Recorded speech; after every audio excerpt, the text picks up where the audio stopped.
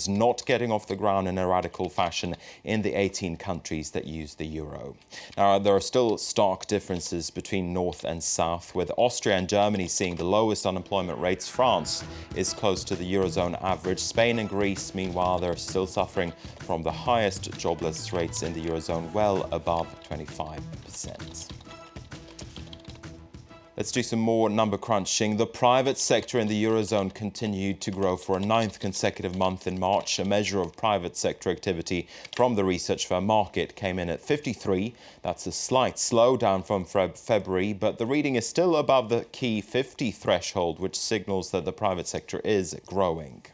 Now, separately for France, the beleaguered car sector is picking up after a grim year. French car sales grew by 8.9% in March from a year before. That's enough to offset a drop during February.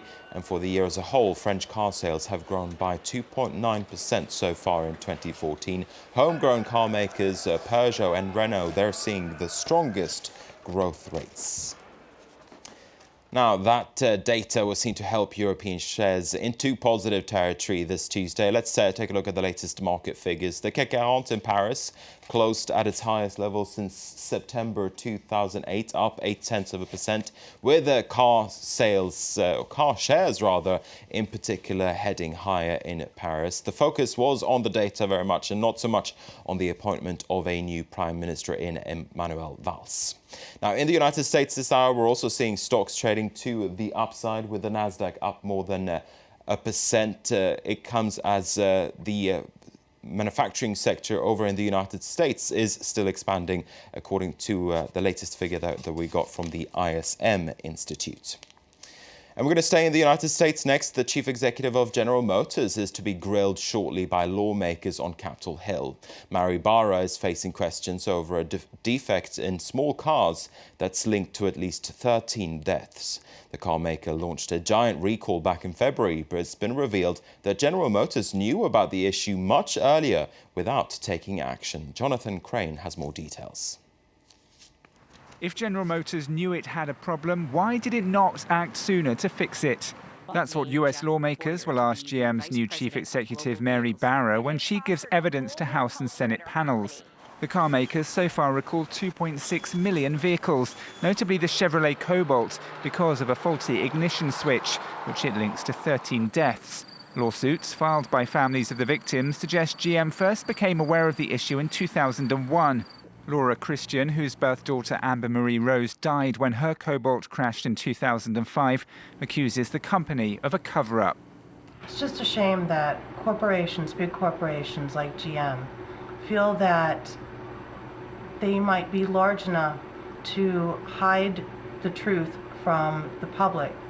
But in this day and age, there are many people like me who will seek to uncover that information. For its part, GM underlined its cooperation in a statement, saying it welcomed the opportunity to help Congress have a full understanding of the facts.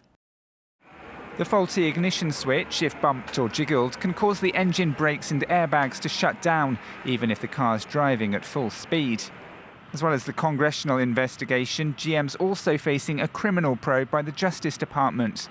That could result in a hefty penalty. Last month, Toyota was fined $1.2 billion for not coming clean about the extent of defects in its vehicles, which prompted a massive recall in 2009. OK, let's take a look at a few other stories that we're following for you. The French conglomerate Bouygues is extending its offer to buy the mobile network SFR by another 2 weeks. It's also offering to pay SFR's owner Vivendi €500 million if regulators object to a deal between the two later down the line. Bouygues is seen to be trying hard to flirt with Vivendi and lure it away from another suitor for SFR.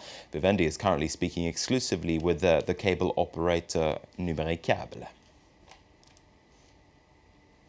And British taxpayers missed out hundreds of millions of pounds when Royal Mail was privatised. That's according to a watchdog that looked into the government's sale of a 60% stake in the mail service last year. The National Audit Office criticises the government for selling shares too cheaply. When Royal Mail shares were listed in the stock markets last October, the initial share price was 330 pence. On Tuesday, the share closed at 565 pence in London, and that's a rise of more than 70% since October. OK, that's the business news for now. I'm going to hand it back to you, Francois. All right, many thanks for that. Marcus Carlson with more business news later on. Time now for sports. Let's say hello to Ketevan Gorgistani. Hi, Francois. Champions League. Bayern Munich against Manchester United. Yes, the defending champions against Man U, the first of the two games tonight in the quarterfinals. Of course,